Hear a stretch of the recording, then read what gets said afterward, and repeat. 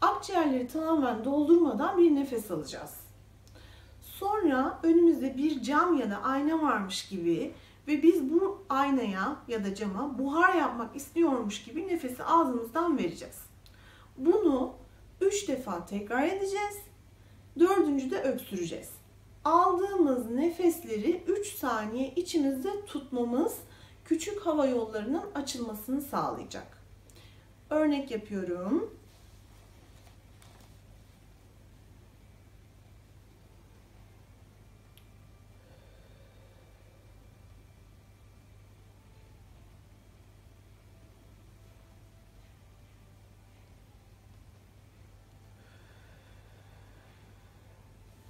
Bunu 3 defa tekrarladıktan sonra nefesi alıyoruz.